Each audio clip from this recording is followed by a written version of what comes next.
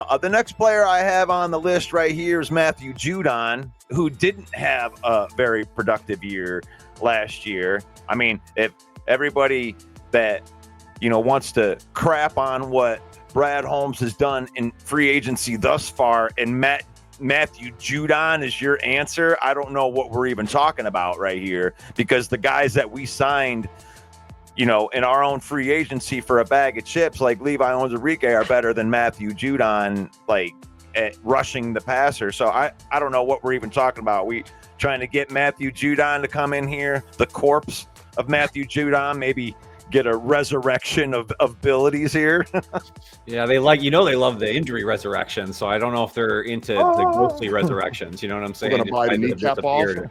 I love it. I mean, I don't think, I don't know if he fits the bill. And I think the Davenport move kind of tells you where how they feel about the other side of this, at least right now. And I'm not a Davenport guy either. That's not the answer. But I also think that Davenport could be more productive if he was to stay healthy over a Matthew Judon. So they're willing to take the team-friendly deal and roll that way in this case. Yeah, so it does get kind of like slim pickings here. If you're really looking for a pass rusher, they're so rare that you really do just got to go into the draft and try to get these guys. Yeah, moving on right here. Dennis Gardeck. I mean, he might have been like the most unknown guy that actually was the best out of these three guys, but he's too small to me when it comes to trying to be an edge player. I mean, I don't want a 232-pound edge. I'll pass on that. How about you? Yeah, that's perfectly stated. Just not the right guy to fit on the opposite end of a super athletic edge in Aiden Hutchinson. Now, the one thing though in Gardeck, he seems like a Campbell type player. Remember, he was really good against the Lions in week 3. I think it was last year. He was all over the field. I think he was forcing turnovers left and right. So, I mean, I just think he's a player, but I don't know if he fits the bill for what the Lions need. Yeah, that's perfectly stated. Just not the right guy to fit on the opposite end of a super athletic edge in Aiden Hutchinson. Now, the one thing though in Gardeck, he seems like a Campbell type player. Remember, he was really good against the Lions in week 3. Unless, we're going into what we were talking about before, which was that schematic change. Now, if he's rushing as an outside linebacker, that might be a little bit different of a scenario, but unless, we're going into what we were talking about before, which was that schematic change. Now, if he's rushing as an outside linebacker, that might be a little bit different of a scenario, but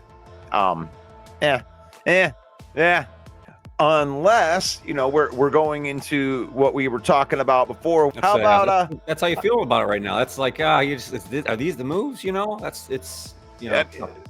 aren't the Lions doing anything? And I think that I'm showing you, really any team. If you're a Packer fan, if you're a Bear fan or a Viking fan, do you want any of these guys? I mean, are you downing on your team that, because, we're not going out and spending money on Carl Lawson. I mean, even if you bring this guy in at a minimum deal, I mean, what are we doing here? Like, he had 6 sacks last year, a little bit of production. He's only 29 years old. He had 27 pressures last year. This one actually seems like something more up my alley anyway. 64.8 pass rush grade last year. At least it's not awful. What do you think? Carl Lawson? Anybody? Yeah, I don't know. That's it. It's like Bueller. I don't know if we want to take a shot again on Carl Lawson. What's funny is just to be on the big picture thing, I don't trust anything that comes through the Cowboys organization. It doesn't stick around. You know what I mean? Like already it's like, oh boy, you're kind of playing with fire. I want to be helpful because I know that there's a lot of content creators that want to be right. And I would rather just get your mind in the right place. We do have a big hole at pass rusher. I'm not saying that we don't, but I'm not also one of those guys that's an advocate for just going out to sign somebody. Oh yeah, look at that. We got a body. No, let's not do that. Let's not do that. I mean, Carl Lawson, that's not bad. I mean, if you want to bring Carl Lawson in he seems to, fit as far as like production and what he actually did last year, coming off of a year. He had 6 sacks on 402 snaps. He got some pressures, 27 pressures. That's not bad on somebody who plays about half of the snaps. Had a decent grade. You don't want to spend too much money on this guy or anything, but 6'2", 265 pounds. He's got good size. Good. It seems like he's got the build to have decent power too. That's just it. It's like pass rushers don't grow on trees, and I especially when we're talking NFL and free agency, it's just not. Those guys are paid, and those organizations that are really smart keep those guys around. So guys that make it to free agency, unfortunately, just aren't in the mold of what Brad Holmes is trying to do. And I'm not going to beat a dead horse with this, but the draft, develop, and reward system isn't going out and getting high-priced free agents. That's not what fits into this. So it's, unless, and I get the argument. I wanted Myles Garrett as much as the next guy, but it's now for what's out there, it's just not available. And I see it in the chat. I think, it's draft is very heavy now with pass rushers and defensive edges and tackles, to where I think Brad knew that going into it. So he wasn't about to break the bank before he got to that point. This is what's out there, guys. It's like you get through that first wave, and this wasn't the strongest free agent class really in anything. We got probably the best free agent corner that was out there, or arguably the best free agent corner, and still it's not like, oh my gosh, DJ Reed's gonna shut down and like lock down everybody. He's just a good corner. Like, it's good. It's good that you have lots of good players.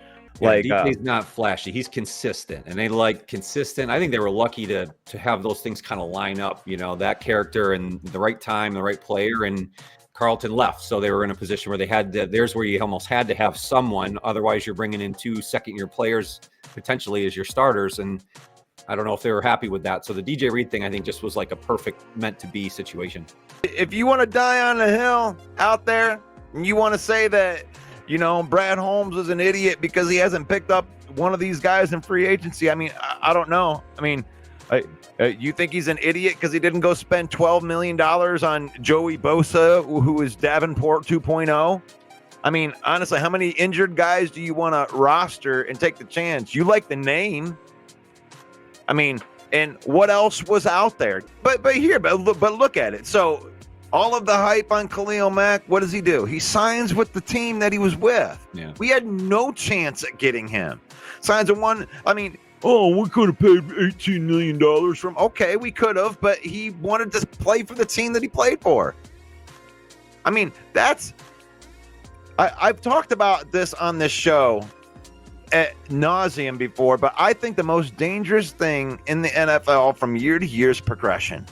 I mean, you want to tell me Josh Jacobs was great last year? Oh, signed this player. We signed that player.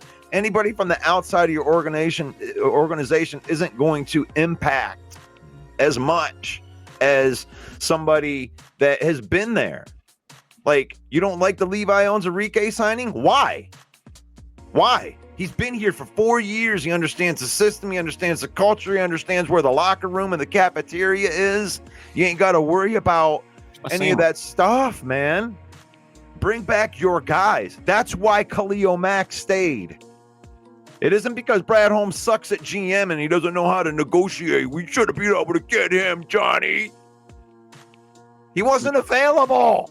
He wasn't paying $18 million. I agree. And there's such a difference, because I heard the same thing from Myles Garrett. I want to be a part of a winner. I want to leave because I want to be, I'm not going to waste my career away in this city. Well, there is a number for all of these guys, and obviously that was more of the case, I think, in both of these cases. So there's really no possibility at Khalil Mack. Josh Sweat, 3 years, $18 million. I mean, I don't know. That might have been nice. I mean, if we would have done that, we wouldn't have been able to do DJ Reed too. But if we would have did that instead, I wouldn't be complaining, But we didn't. He signed with Arizona. Hassan Reddick gets $12 million, 2 years, 12. 1 year for $14 million. You're going to spend $14 million on Hassan Reddick? He's an outside linebacker. Doesn't even fit our system. Here's one that I liked. Yeah. Malcolm Kuntz. I did like Malcolm Kuntz. Like I talked about him possibly being somebody that could come here, but he ends up signing a 1-year deal with his team to stay there with Max Crosby. So what are we talking about? Baron Browning, 2 years, $7.5 million. You upset? He stayed with his own team. Chicago signs, takes a shot on a guy here. Maybe you would have wanted him. Did you want to spend $16 million on a maybe? What do you think? I mean, am I spitting truth here, Johnny? I'm with you. No, I'm with you. I mean, there were a couple guys Sweat was one I would have been okay with, but you're right. I mean, the price point based on the player wasn't there and doesn't align with what they want to do. But I again, the market just wasn't favorable to them. And I think what they were ultimately trying to do and with their money and the big contracts, and it's just, I'm very into what the organization's culture is. And I don't want them to stray away from it because the fans and other people think that that's how they're going to win a Super Bowl. I think this is a proven strategy. I think their ultimate goal is to upgrade in the draft through the D line and kind of follow the Eagles' strategy to get them and win a Super Bowl. I think that's the ultimate plan. And that's what I want to ask you. Like, up until now, comment, people, what do you think of? Do you think that Brad Holmes has missed a bunch of stuff, or do you think that this is just business as usual? I don't see anything that we really missed in here. And there you go. There's number 43. I'm just going to kind of move down here before we get into the draft, guys. Chase Young. I don't want to spend 17. I mean, he was the 1-year deal guy. I don't want to spend $17 million on a question mark. I'm looking at here. If Lions were to sign this guy, the first thing that all the pundits would do is go, "Oh, he sucks. Look at that PFF score." But since he signed with the Philadelphia Eagles, this was the greatest signing in the history of signings. Really, the point of this exercise is to just show anybody that's watching, whether you're watching on the replay or watching right now, that, if you feel any kind of way about what Holmes is doing, it's like, what did you want him to do when you're looking at all this, right? DeMarcus Lawrence, I like that. If they would have signed DeMarcus Lawrence at this price point, I don't know about a 3-year deal, though. I mean, at 32, really? I don't know. I could take any of these guys right here. $6 million a year on Golston. These guys are just, I don't want to call them one-trick ponies, but you're not looking at anybody here. These aren't any game changers right here. None of these guys, Marcus Davenport included, when we're looking at just the free agency moves, I think that we're done. If they want to bring one of those guys in, I don't know. We're throwing bodies on there now, but we have a pretty full roster right now that has, like, I think we have 70 guys that are on the 90-man roster right now, and we still got a full draft to go through. And I think it's going to be pretty hard to make this team.